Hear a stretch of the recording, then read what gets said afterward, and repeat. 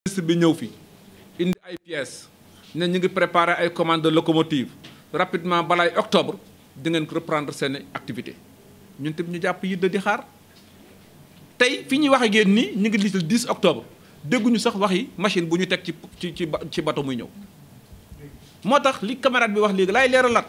ku yaakaar ni ñun dañoo jóg pourcentage wala dañu nekk ci veille élection pour xuqalatuñu kenn lii ñu def nii depuis 15 jours ñu ngi koy waxtaane tey la ñuy doog a jàpp bis bi pour toog waxtaane ko ak askan bi leeralal leen ñun position bu ñu jël fu mu ne nii par rapport aux perspectives ndax dañoo jàpp ni tey ñun suñu xam-xam ci li ñu gis mooy Macky Sall la mu doon wax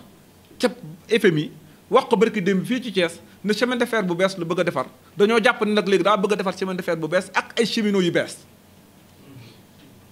ndax tey TER bi comme ni ko sama camarade bi waxee biñ koy teg ñun bañuñu ci woon dara parce que c'est du nouveau mais nag kuy waxal yàlla xam ne lañ def ci TER bi suñu defoon genn wàllam ci DBF kenn waxatu ko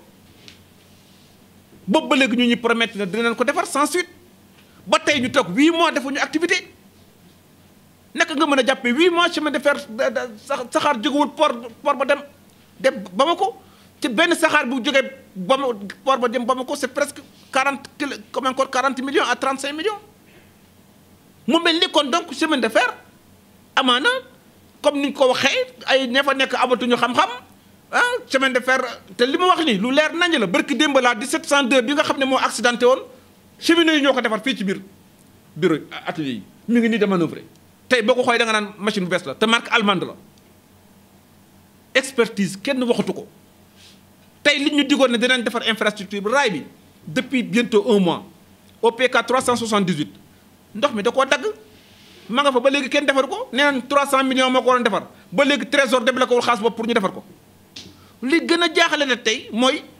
chaque màggal chemin de fer mooy DBF mooy def entretien bi PTB indi matériel am ñu indi suñu matériel ñu assuré ko ba tey ñun démb ñu ni ñu am na lettre bu le ministre bind nee na màggal amul train du dem màggal ko laa xawla wala xawata illa billah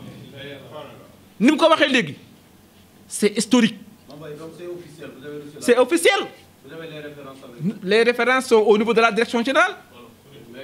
ils nous ont informé que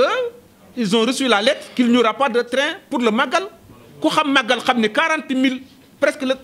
danañ def 30 000 à 40 000 comme encore passagers par màggal te mosu leen dégg ñu ne màggal gi am na saxaar accident ñu ne léegi rek comme que dañuy inaugurer Ila Touba nañu bàyyi nit ñi dem ci Ila Touba Ila Touba dafa mën a concurrencer chemin de fer da ko mën a concurrencer kon donc léegi daal dañoo bëgg a defar ay tali yu bees defar ay yeneen yu bees rey chemin de fer loolu lañ dul nangu ni mu ko waxee léegi en 38 bi Cheikh Diack di joxe fii bakkanam bi Cheikh Diack taxaw fii jàkkaarloo ak tubaab bi ba juróomi bakkan wati en 47 bi Ibrahima Sarr jàkkaarloo ak tubaab bi fii ba tey Sénégal Afrique jóge fa libéré wu c'est les cheminots ñàkkuñu fayda nag mais nag ak lu ñu def bu ñuy jëm ak yow nga gasal ñu kàmb bëgg ñu caa suul buñ ci àggee yaay dugg ci kàmb ga te foofu la ñu toll moo tax bi lii amee ñu woo noo ko rek waxtaane ko ak ñoom ne leen nag jot nañu jóg ndax président Macky Sall dañu yaakaaroon ni bi muy jël chemin de fer de Transrail ne na dinaa defaraat moom moo ñu njëkk a tuddul turu DBF tey mu tourné war ñu vol si faaf di defaraat beneen chemin de fer avec d'autres cheminots loolu duñ ko seetaan et puis ñaareel bi un complot ourdi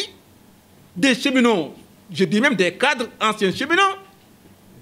qui sont là avec lui daan ko ñi xamuñu dara et puis di defar seen GIE ci suuf pour bu ñu paree séddoo kër gi tey ñu jël suufu chemin de fer mettre ko jox ko comme encore la liquidation de l'ex-SNCS pour ñu fay les contentieux de l'ex-SNCS lan lañ ci fayuñu dara barki dem bi ñu demee ministre bi nee nañu presque nee nañu liquidation comme encore la gestion du foncier fait 60 millions par mois fu ñu ko def xaalis boobu ñaareel bi ñuy jël ci terrain yi di ko jaay fu leen neexee Louga Linguère léegi kenn waxatu ko jaay nañu lépp léegi nag dugg nañ sax léegi ci périmètre concédé bi demal Bel-Air jaay nañu lépp chemin de fer amatoo sax foo teg tànk te tey terre bi ñu jël ko defaree ko ci suñu kaw foncier lañu ko defar ndax bi ñuy defar terre bi mënuñu woon résilier le contrat de concession te defaruñu terre parce que bu concession bi moo tax mënuñu woon defar terre bi il fallait résilier le contrat de concession pour ñu doog a mën a defar terre bi parce que c'était privé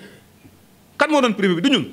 tey ñu dëkkoon ci booru terre bi du ñuy fayu ñu leen xaalis dédommagé leen ñun ñu toog soxlawuñu lu dul xaalis bu ñu war a mën a defaraatee suñu entreprise mais li ñu yor ci foncier rek bu ñu ko joxoon tey mën nañ ko garantie defaraat suñu kër.